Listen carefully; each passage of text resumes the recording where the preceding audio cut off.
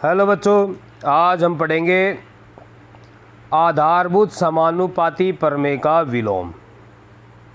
कल बच्चों अपन ने पिछले वीडियो में जो देखा था वो देखा था आधारभूत समानुपाती प्रमेय। उसके बारे में मैं थोड़ा सा बता देता हूँ। आधारभूत समानुपाती प्रमेय क्या होती है।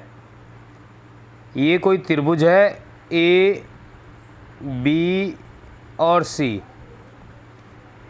अब BC के समांतर कोई रेखा खींची गई है।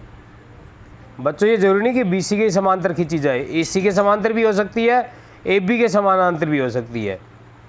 ये भुजा यूँ भी हो सकती है और ये भुजा यूँ भी हो सकती है। तो ये किसी भी एक भुजा के समानांतर हो सकती है। जैसे यहाँ इसके समानांतर है, ये समानांतर है। तो क्या होगा, ये जो बिंदु है, ये वाले जो बिंदु है, ये मान लिया D है, ये E था। अगर ये भुजा और ये भुजा समानांतर है तो ये जो बिंदु है इस रेखा को दो अनुपात में बांट देंगे, एक तो AD और एक BD। और ये बिंदु इस रेखा को AE और EC के अनुपात में बांट देगा। तो एक अनुपात तो इधर बटा, कौन सा, AB अपोन में AD अपोन में BD। और दूसरा जो अनुपात बटा वो क्या बटा बच्चों, ये D है, D भी कहते हैं, BD कहते हैं, कल बता दिया था मैंने, एक ही बात है। दूसरा अनुपात होगा AE बटे में EC। ये ध्यान रखना बच्चों, यहाँ AD ले रहे थे या AE ऊपर आएगा। अगर आप इसको ऊपर ले रहे हैं तो इधर भी ये ऊपर आएगा। तो ये अनुपात क्या होंगे, दोनों अनुपात क्या होंगे, बराबर होंगे। ये हमने आधारभूत समानुपाती प्रमेय में पढ़ा था और उसको कल प्रूव किया था। आज हमें ये देखना है, उसका उल्टा करना है कि दिया हुआ है, वहाँ तो ये दिया हुआ था कि B, C और D समानांतर है और हमें ये सिद्ध करना चाहिए था, पढ़ा था। अब हमें ये दिया हुआ है कि ये इस तरह से क्या है, किसी त्रिभुज की दो भुजाओं को एक ही अनुपात में विभाजित करें। किसी त्रिभुज की ये दो भुजाएं हैं, उसको कोई रेखा एक ही अनुपात में विभाजित करती है, ये अनुपात दे दिया। तो हमें सिद्ध करना है कि ये जो रेखा है जो दो अनुपात में विभाजित कर रही है, तीसरी रेखा के क्या है, समानांतर है। ये हमें सिद्ध करना है बच्चों, उसका उल्टा है। तो बच्चों एक बार फिर बता देता हूं, यदि एक त्रिभुज एक रेखा किसी त्रिभुज की दो भुजाओं को एक रेखा, ये रेखा दी हुई है, इस त्रिभुज ABC की दो भुजाओं को एक ही अनुपात में विभाजित करें, AB भुजा और AC भुजा को बराबर अनुपात में बांट रही है, यानी कि AD अपोन DB बराबर है AE अपोन EC, ये दिया हुआ है गणित की भाषा में। तो वह तीसरी भुजा के क्या होगी, समानांतर। तो दो भुजा तो ये हो गई, तीसरी भुजा ये हो गई, तो इस भुजा के ये भुजा क्या होगी, समानांतर होगी। हमें ये सिद्ध करना है बच्चों। तो इसके लिए दिया हुआ हो गया, कल मैंने बताया था किसी भी प्रमेय के चार भाग होते हैं। दिया हुआ, तो दिया हुआ का हमें पता चल गया क्या है, ये बात दी हुई है। सिद्ध क्या करना है कि DE भुजा तीसरी भुजा BC के क्या है, समानांतर है। तो ये हमने समानांतर का निशान लगा दिया कि हमें सिद्ध करना है BC समानांतर है DE। आप इसको अगर यूँ भी लिख देते हैं तो बच्चों को तो भी कोई दिक्कत नहीं है, DE समानांतर है BC, एक ही बात होती है। ये इसके समानांतर है तो ये इसके समानांतर है, तो इससे कुछ फर्क नहीं पड़ता है। आप यदि DE समानांतर BC लिख दो या BC समानांतर DE लिख दो।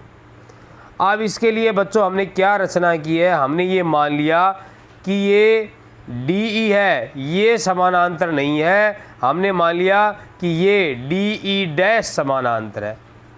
ठीक है बच्चों, हम थोड़ा सा अपनी कल्पना करेंगे कि ये समानांतर नहीं है। कौन सा समानांतर है, E की जगह कोई E डैश है। आप F ले सकते हो, G ले सकते हो, S ले सकते हो, कुछ भी ले सकते हो।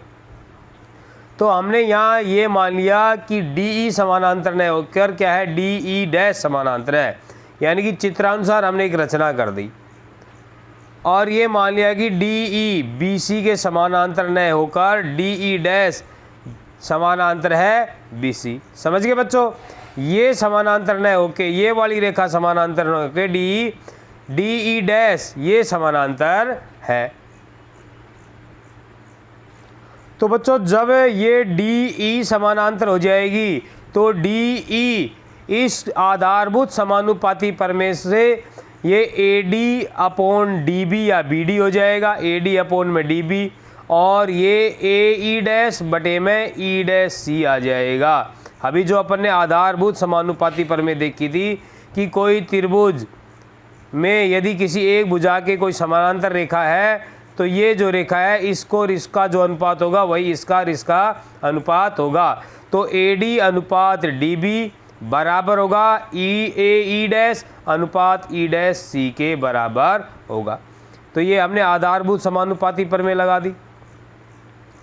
अब बच्चों क्या है, दिया हुआ क्या है हमारे पास, दिया हुआ ये है कि A D upon B D बराबर है ए ई अपॉन ई सी। ये समीकरण 2 हो गया, ये समीकरण 1 हो गया, ये हमारे पास दिया हुआ है। कहाँ दिया हुआ है, ये दिया हुआ बच्चों, ये रहा स्टेटमेंट दिया हुआ है, ए डी अपॉन में डी बी बराबर ए ई अपॉन में ई सी, ये दिया हुआ है ना, ये यहाँ पे लिख दिया अपन ने। अब देखो बच्चों ये तो समान है A D upon D B, A D upon D B, तो ये जब ये दोनों समान है तो इसका मतलब ये दोनों भी क्या हो जाएंगे, आपस में समान हो जाएंगे। समीकरण 1 व 2 से क्या होगा बच्चों कि ये दोनों भी क्या हो जाएंगे, समान हो जाएंगे, ये इसके बराबर हो जाएगा, क्योंकि इधर वाला पार्ट दोनों का बराबर है, तो ये वाला पार्ट भी आपस में क्या हो जाएगा, बराबर हो जाएगा। ए ई डैश बटे में ई डैश सी बराबर हो जाएगा ए ई अपॉन में ई सी। अब बच्चों अपन ने क्या किया, इनके दोनों तरफ एक जोड़ दिया, हमें प्रूव करना है, तो प्रूव में बच्चों अपन जो सिस्टम अपनाते हैं उसी को अपनाना पड़ता है। अब ये एक क्यों जोड़ दिया, इसके पीछे कोई कारण नहीं होता है, कारण आपको फिर भी बाद में समझ में आएगा। तो ए ई डैश प्लस में 1 और ये 1 आ गया, तो ये ए ई डैश बटे में ई डैश सी प्लस में 1 बटे 1 है, 1 का मतलब। अब इन दोनों का लघुत्तम लेंगे तो क्या आएगा बच्चों, ई डैश सी, तो यहाँ ई डैश सी का ई डैश सी में भाग देंगे, 1 आएगा, 1 का गुणा ए ई डैश से करेंगे तो ए ई डैश आ जाएगा, प्लस 1 का किसी भी संख्या में भाग देते हैं तो वही संख्या आएगी, यानी कि 1 का ई डैश सी में भाग देंगे तो ई डैश सी आएगा, ई डैश सी का गुणा जब 1 से करेंगे तो वही संख्या आ जाएगी, तो ये क्या आ जाएगा, इस तरह से बन जाएगा। इसी तरह बच्चों लघुत्तम लेके इस तरफ बन जाएगा।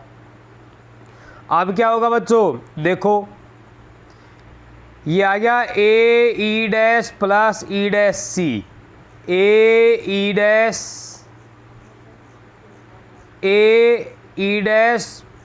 प्लस में ई डैश सी, तो ये क्या बन गया, A C, A E dash plus E dash C है बच्चों, तो ये क्या बन जाएगा, ए से ई डैश है, ई डैश से सी है, तो ये क्या बन गया, इसका मतलब क्या बन गया, ए सी। इसकी जगह अपन क्या रख देंगे, ए सी रख देंगे बच्चों, तो ये क्या आ गया, यहाँ पर ए सी आ गया।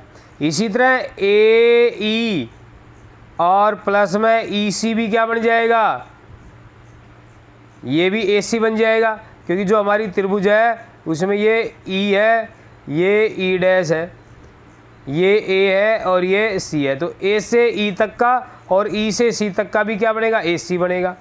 तो इन दोनों को जोड़ेंगे तो भी क्या आएगा, ए सी, तो ए सी बटे में ई डैश सी, ए सी बटे में ई सी आ गया। अब इसको हमने बच्चों पलट दिया, इसको भी पलटी कर दी, जब इसको पलटी करेंगे तो इसको भी पलट देंगे, यानी कि इसको ई डैश सी बटे में ए सी और ई सी बटे में ए सी आ गया। अब ए सी से ए सी कट जाता है बच्चों, ये कैसे कट जाता है मैं बता देता हूँ आपको।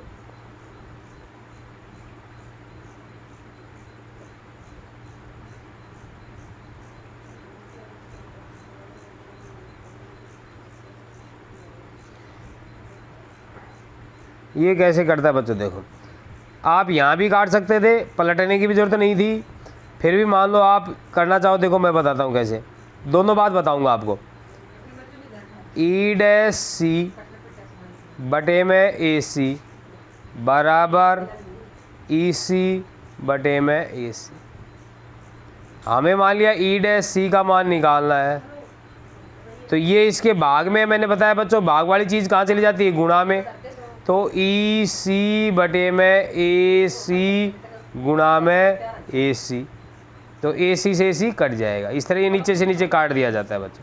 तो E' बराबर क्या बच गया, EC, ये बच गया। यानी कि E' और EC बराबर है, और ये बराबर कब होंगे, यानी कि ये बात आ गई कि ये E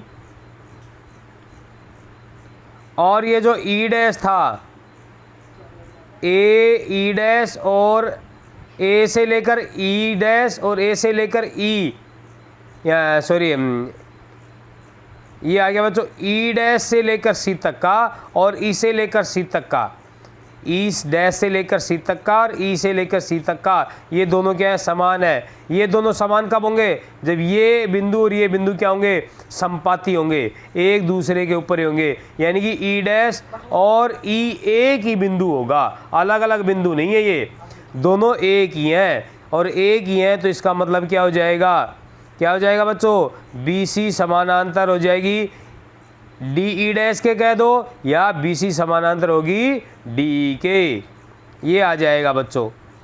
क्योंकि अपन ने ये वाला जो बात है, ये वाली BC समानांतर है DE', ये यहाँ पर अपन ने मानी थी कि भाई BC समानांतर है किसके, DE' के, और DE और DE' सब एक हो गया। यहाँ पर ये अपन ने माना हुआ है कि ये समानांतर है, इस बात को ये अपन ने यहाँ पर लिखा है। और मैंने बताया था कि ये एक ही बात होता है, इसको इसके समानांतर कर दो या इसको इसके समानांतर कर दो। तो DE' के जब ये समानांतर है और DE और E' और E एक ही बिंदु आ गए, तो DE' की जगह क्या कर देंगे, DE। इसका मतलब BC और DE क्या हो गए, समानांतर हो गए। तो ये हमारा प्रूव हो गया बच्चों। हमने E' को और E बिंदु को एक ही प्रूव कर दिया कि दोनों एक ही हैं, ये अलग अलग बिंदु नहीं है। अलग अलग नहीं है तो DE' और DE भी एक ही होगा। ये हमारी आज की थ्योरम थी बच्चों। वीडियो अच्छा लगे तो लाइक वाइक कर देना।